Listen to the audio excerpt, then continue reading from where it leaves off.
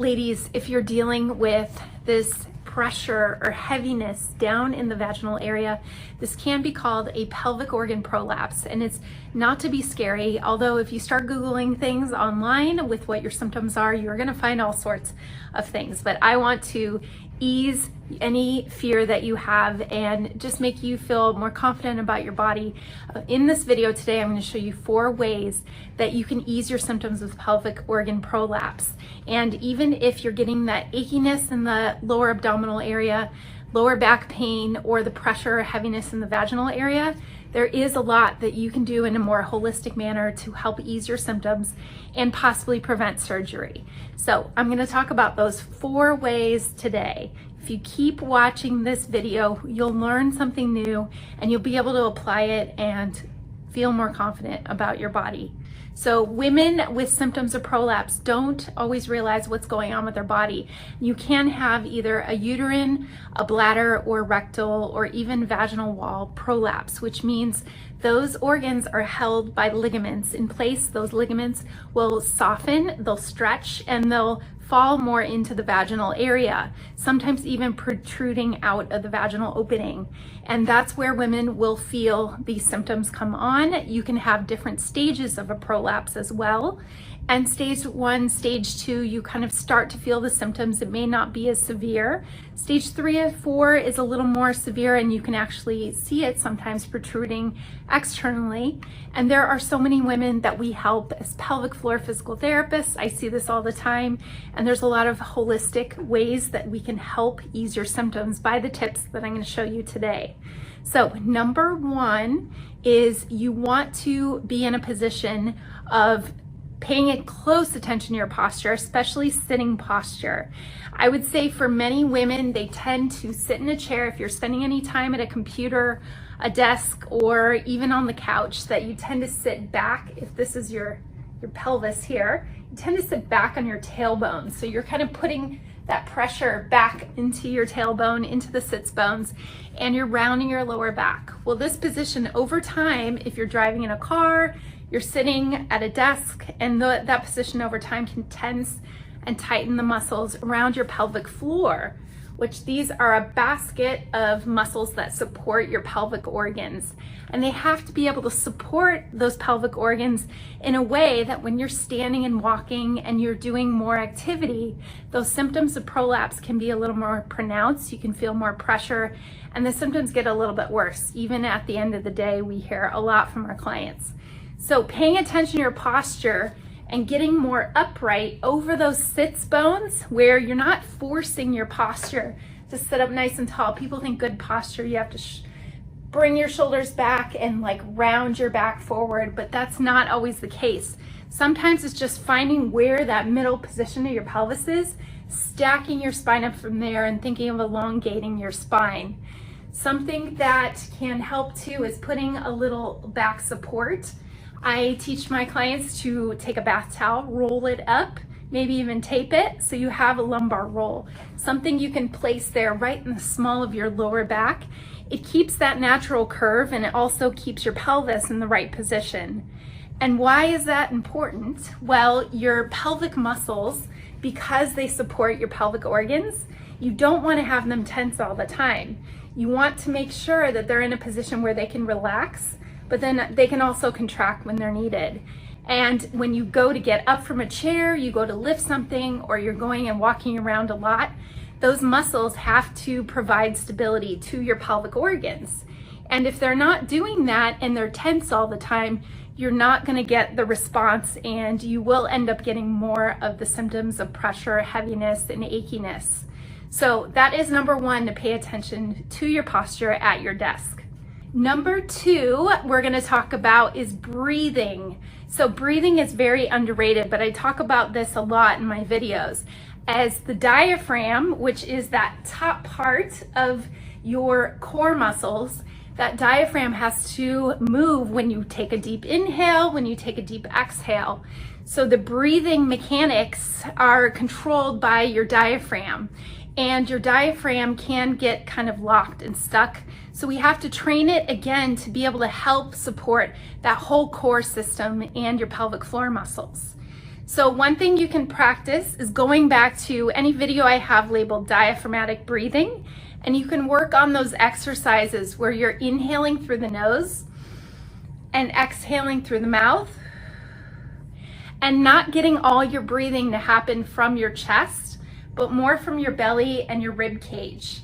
I am big on Pilates exercise, and a lot of times in Pilates, we teach rib cage breathing, or thinking of placing your hands around your ribs, and from there, you're taking an inhale, feeling the ribs extend out to the sides, and then exhale, they come back in.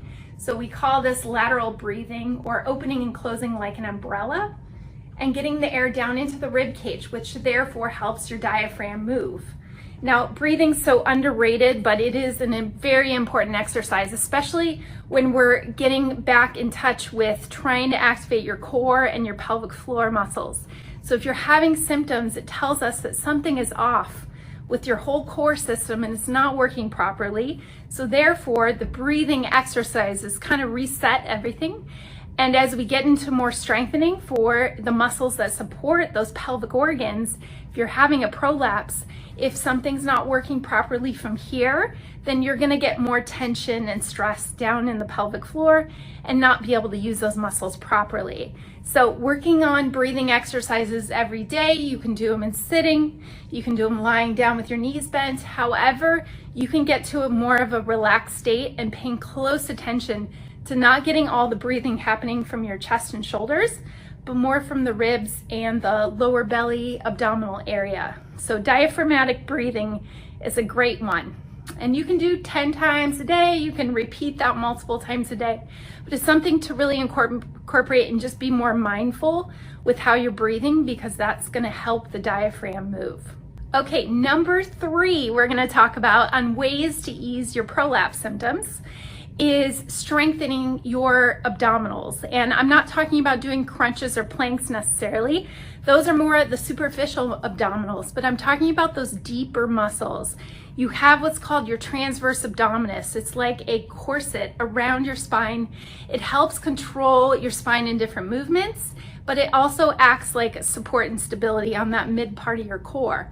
And for many women that I see that have prolapse, they have a weakness in their transverse abdominis, in that whole core system, and therefore all the stress and tension is being placed on the pelvic floor, or they may even have weakness in the pelvic floor. Now, weakness in pelvic floor, I think that's number 1, what people think that they should be doing is Kegel exercises for prolapse, but that is not always the case.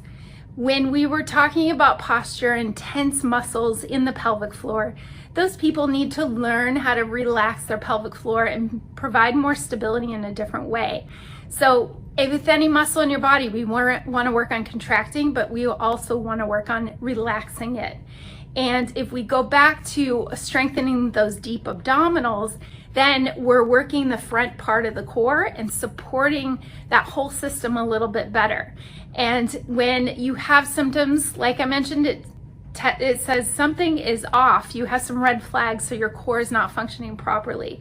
So strengthening your abdominals in exercises where you're inhaling and you're breathing, and as you exhale, you do a little lift of pulling your navel in toward your spine, a small little contraction of those muscles right underneath your belly button toward your hips, but just like a little subtle contraction. That's your transverse abdominis muscle. And if you sync that with the breathing, you can go back to my core foundation series, and I talk about this where you go inhale, you relax, exhale, you're contracting those deep abdominal muscles, and you're using that with different movements to strengthen your core. You can also do a customized Pilates workout. Now, I'm not talking about just going to a regular studio, but if you go to someone that's really a little more in tune with rehab and Pilates, they're gonna be able to train those muscles and know what I'm talking about when I say the deep abdominals is what you're training.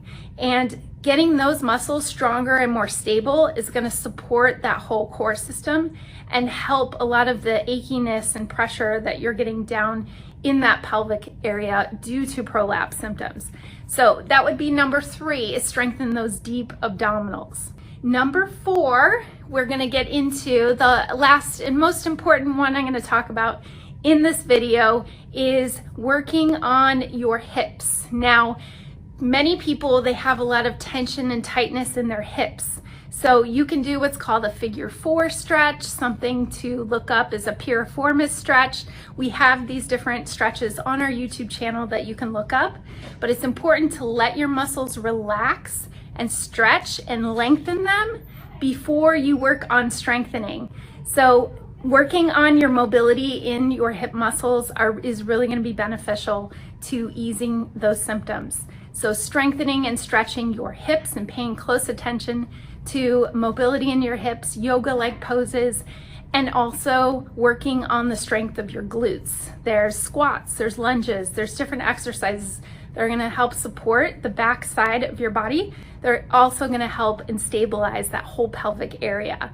So those are the top 4 things that I would teach my clients on how to ease symptoms of prolapse and hopefully avoiding surgery, because that would be the goal, to do this in a more holistic manner where you can ease your symptoms without having to go under the knife. So if you learned something new from this video, please comment below. Let me know what you thought and what you learned from it. I would love to hear from you.